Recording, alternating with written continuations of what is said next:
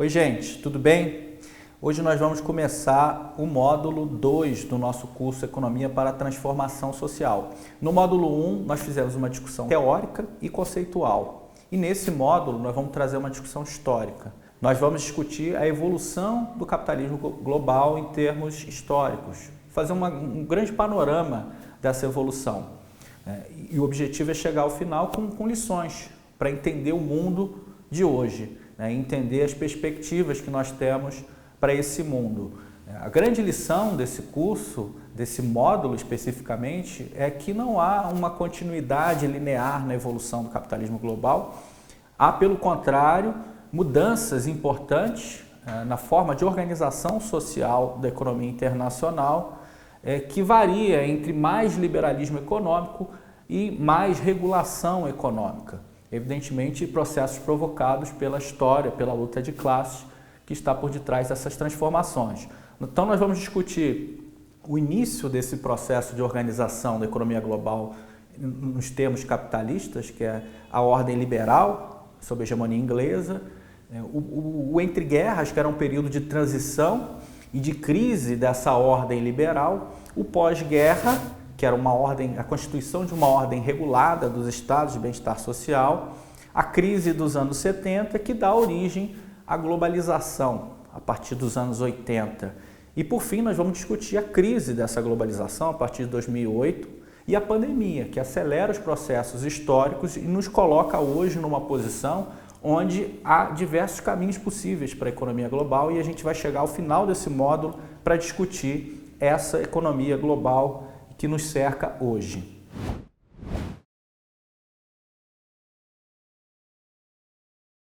O nosso ponto de partida é a chamada ordem liberal do século XIX, constituída pela Inglaterra, sob a hegemonia inglesa, e que se caracteriza pela difusão de um Estado liberal, do mercado autorregulável como ordenador das relações Estado, mercado, sociedade, e se caracteriza também pela própria difusão do capitalismo e pela Revolução Industrial, que acontece na Inglaterra e transforma a paisagem econômica. A Revolução Industrial é um processo, como diz Hobsbawm, um processo fabril industrial que produz a uma escala tão grande, a custos tão cadentes, que cria os seus próprios mercados e a sua própria demanda, ou seja, ela transforma a paisagem econômica, revolucionando não apenas o processo fabril, mas o mercado de trabalho, os padrões de consumo e etc.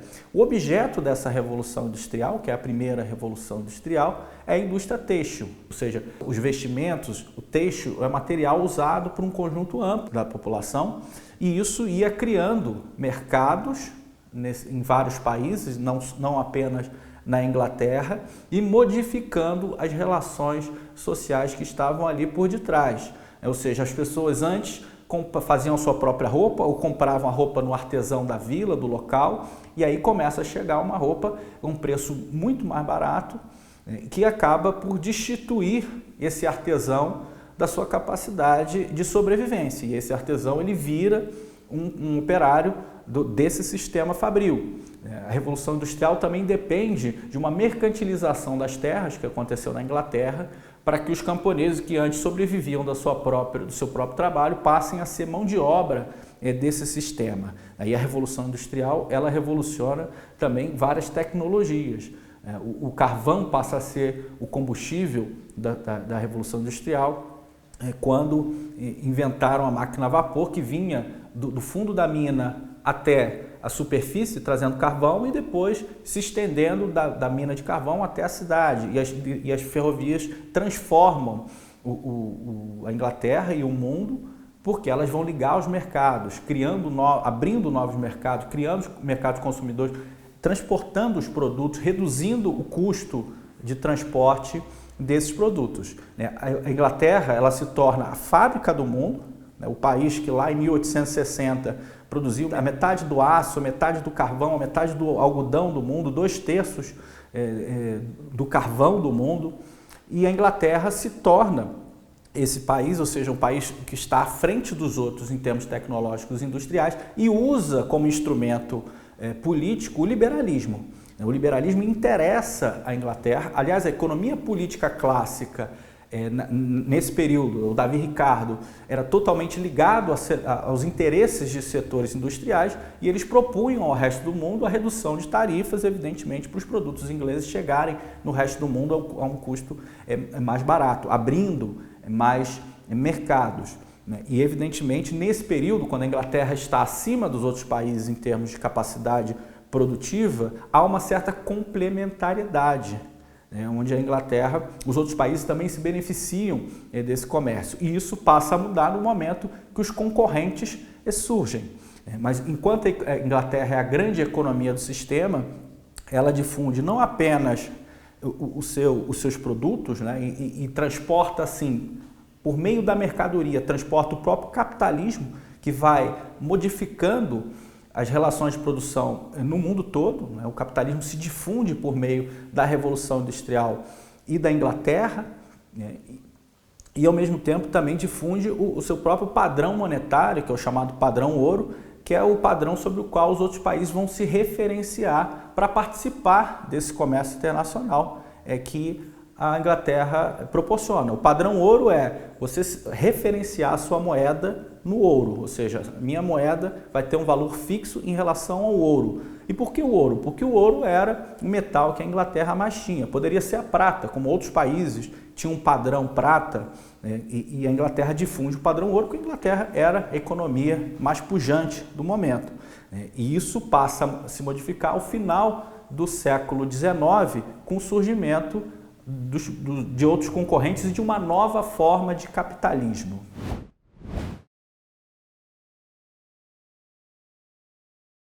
O final do século XIX dá origem ao chamado capitalismo monopolista, como alguns autores chamam. Esse capitalismo monopolista tem como referência principalmente os Estados Unidos, onde de fato o capitalismo ali nasce grande. A trajetória dos Estados Unidos até a hegemonia é uma trajetória interessante. Os Estados Unidos não era que nem o Brasil, vamos dizer assim, uma colônia, mas passa por processos históricos que o Brasil não passou. Ele passa por rupturas históricas extremamente importantes. A Guerra da Independência foi uma guerra, diferente do Brasil, que foi um grito. A Guerra de Secessão é uma guerra que, na verdade, reafirma um lado mais moderno, capitalista da economia em relação ao lado escravagista, pré-capitalista.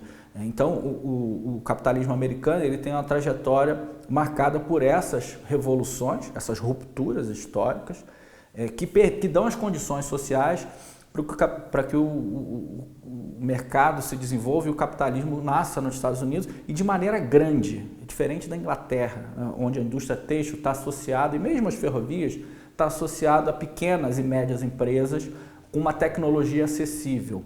O capitalismo que nasce nos Estados Unidos nasce com gigantismo, com grandes empresas, com grandes empreendimentos que cortam, por exemplo, os Estados Unidos pelas ferrovias. Uma ferrovia americana precisa de uma acumulação de capital prévia, precisa de um investimento, de um tipo de financiamento que não é feito por pequenas e médias empresas. Então, o grande capital, ele dá a tônica do surgimento do capitalismo nos Estados Unidos e é o que se chama de capitalismo monopolista. Ou seja, nós estamos falando de grandes empresas associadas a grandes bancos, aliás, essa fusão entre empresas e bancos que dá origem ao conceito de capital financeiro do Hilfert, e grandes empreendimentos, onde o Estado tem um papel fundamental também. Aliás, o Estado que trabalhou associado a esses grandes capitais americanos, com protecionismo, etc. O capitalismo americano não nasce como o capitalismo inglês, que é o pioneiro. Então, nesse capitalismo, o Estado tem um papel absolutamente fundamental.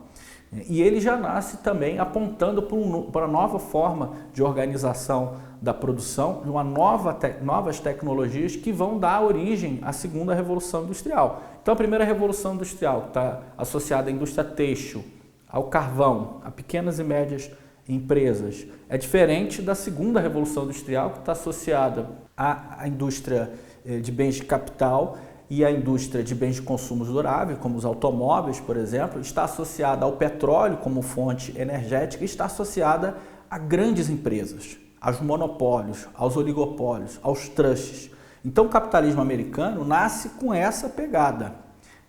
e coloca no sistema internacional uma tensão decorrente da própria concorrência dos Estados Unidos com a Inglaterra e outros países que começam a concorrer com os produtos ingleses, como a França, como a Alemanha e posteriormente a própria Rússia.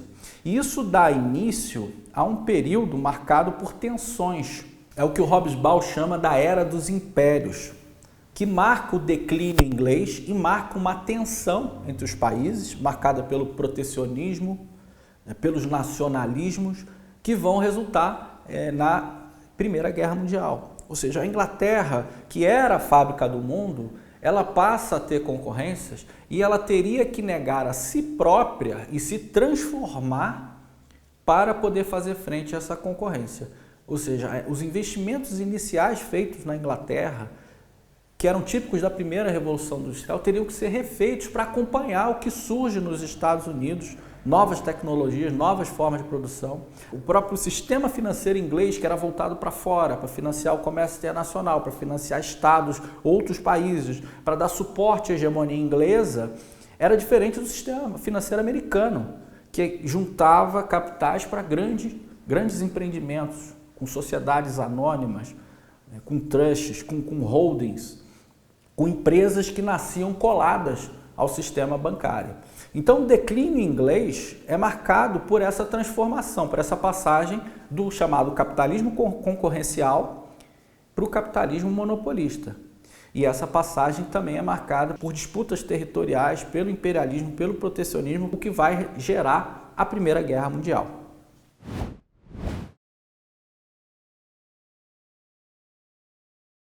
A Primeira Guerra Mundial, ela abre uma era de incertezas. Ela destrói com uma ordem internacional e não reconstrói, não coloca nada no lugar. O Polanyi, no seu livro clássico, fala de uma década conservadora, que é a década de 20, e a década revolucionária, que é a década de 30. Na década de 20, são as tentativas dos governos nacionais de retomar os pilares da ordem anterior, por exemplo, o padrão ouro, por exemplo, o livre comércio, por exemplo, uma ordem marcada pelo liberalismo.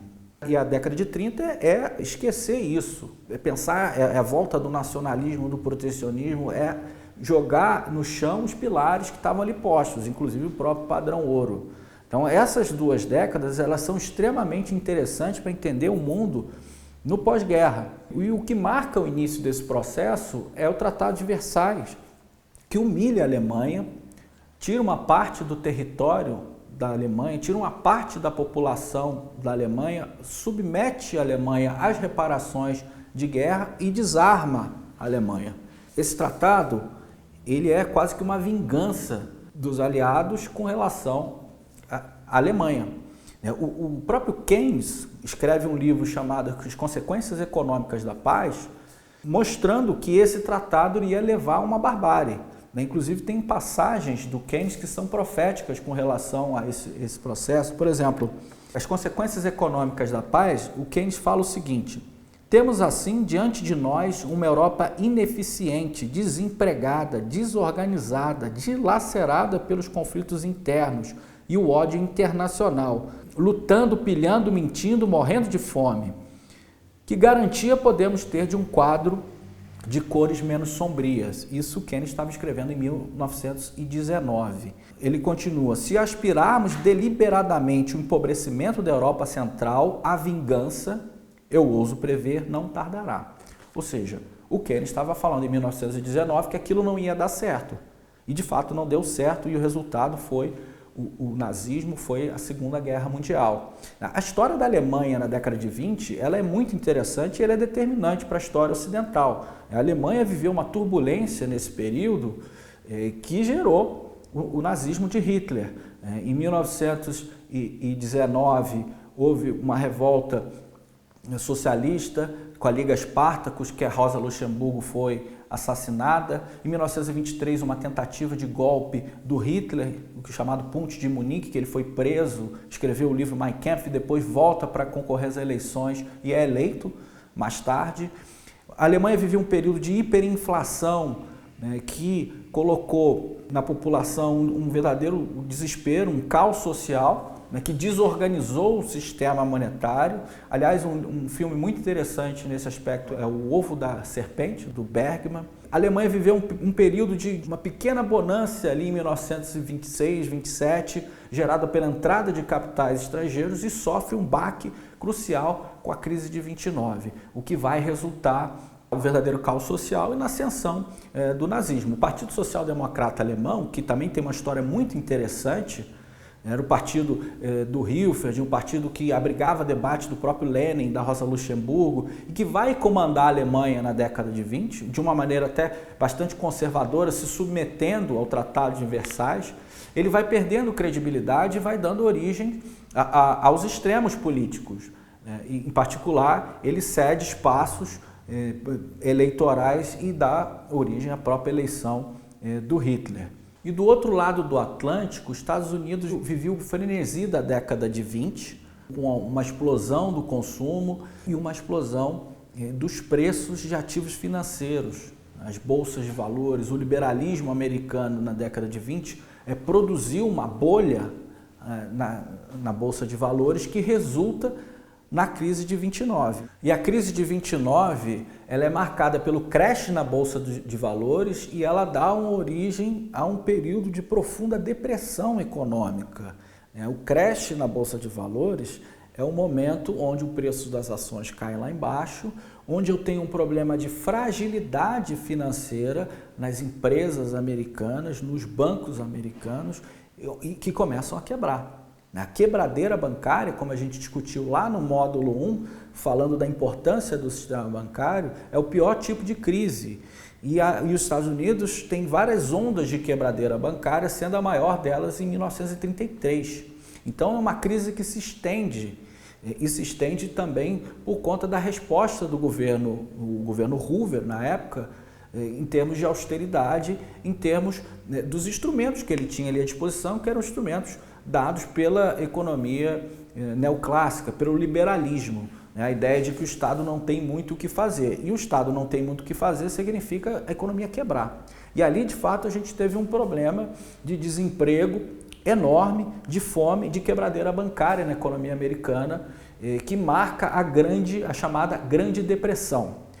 Tem um teórico chamado Fisher que fala que aquilo foi uma crise, o Debt Deflation Theory, uma crise de deflação causada pelas dívidas, onde o pagamento das dívidas e a queda no preço dos capitais ia gerando deflação de preços, o que gerava mais quebradeira econômica, porque se os preços estão caindo, eu vou produzir uma coisa hoje que depois vai ter menos, o seu preço vai ser menor. Então a deflação econômica muitas vezes é pior do que a inflação, porque ela vai quebrando as empresas e o capital também vai perdendo valor. E as pessoas vão querendo cada vez mais o dinheiro. E aí a economia não anda. Foi assim que aconteceu nos Estados Unidos até as mudanças de 1933, já com Roosevelt e a recuperação do New Deal.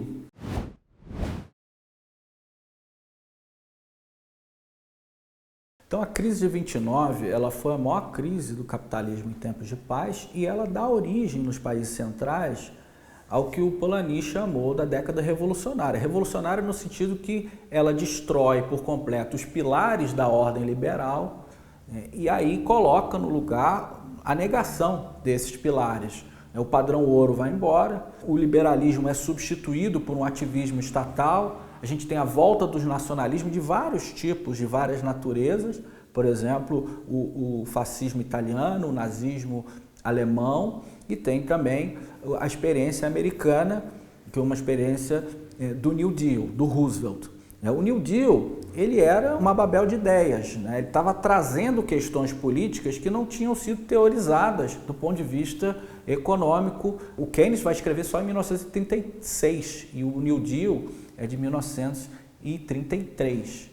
E o New Deal ele traz como base os chamados 3 R's, né? Que é o Relief, Recovery and Reform, o alívio, a recuperação e as reformas.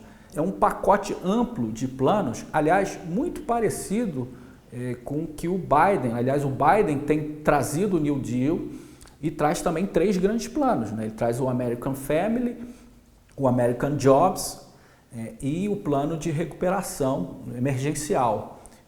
Ou seja, ele remete sistematicamente ao New Deal em termos da concepção do projeto que ele tem, apesar de que nós vamos discutir que talvez seja muito menos ambicioso do que o New Deal, porque ele não reforma de fato as estruturas como o New Deal fez.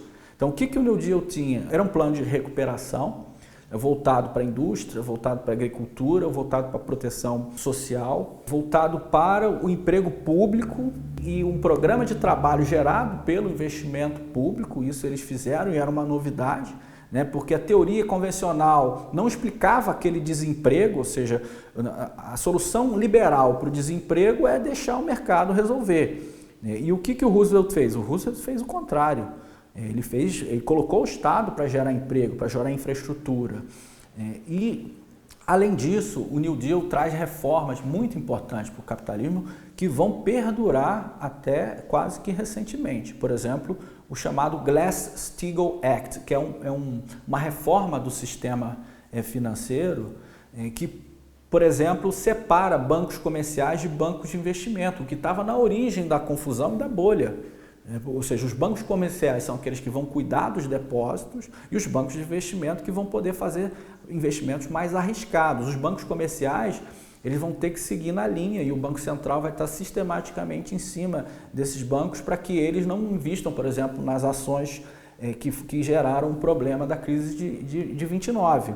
Essa separação ela perdura até os anos 80, no caso americano. E ela é fundamental, assim como outras regulações do sistema financeiro. Ali, de fato, houve uma ideia de fortalecer o Banco Central americano, porque houve o diagnóstico que o Banco Central americano que poderia ter evitado as quebradeiras bancárias e não evitou, e regular o sistema financeiro. Tá? E, ao mesmo tempo, todas as medidas na área social são o embrião do estado de bem-estar social, que depois vai ser discutido e vai ser implementado no pós-Segunda Guerra Mundial. Mas o New Deal é uma experiência muito interessante de resposta a uma crise econômica sem precedentes, a maior crise do capitalismo até hoje, em tempos de paz, e o New Deal traz esses elementos que depois vão ser teorizados pela teoria keynesiana, ou seja, uma recuperação liderada pelo Estado, onde o Estado é indutor do crescimento econômico. Aliás, palavras do Biden no discurso dele recente, trazendo essa discussão da recuperação pós-pandemia. Veja, aqui no New Deal, elementos fundamentais para entender o mundo de hoje. Em particular, a forma de atuação do Estado para resolver os problemas, até para dar legitimidade para o processo. O capitalismo, ele transita entre priorizar a acumulação de capital e dar legitimidade para o processo político que sustenta o sistema. O que o New Deal faz num país extremamente arrasado pela crise, onde a fome se coloca, onde o desemprego se coloca, o Estado passa a exercer um papel fundamental na proteção social, no investimento, na geração de empregos, na geração de crescimento. E aí os Estados Unidos vai se recuperar a partir de 1933 e só vai recuperar o PIB anterior à crise de 1929 já entrando na Segunda Guerra Mundial, para a gente ter a noção da dimensão dessa crise que foi a crise de 29, que transforma o capitalismo. Como eu coloquei anteriormente, ela gera efeitos na Alemanha que vão provocar lá o ovo da serpente, que vão gerar o nazismo, que por sua vez explica a Segunda Guerra Mundial, que por sua vez explica os estados de bem-estar social, que é tema da próxima aula.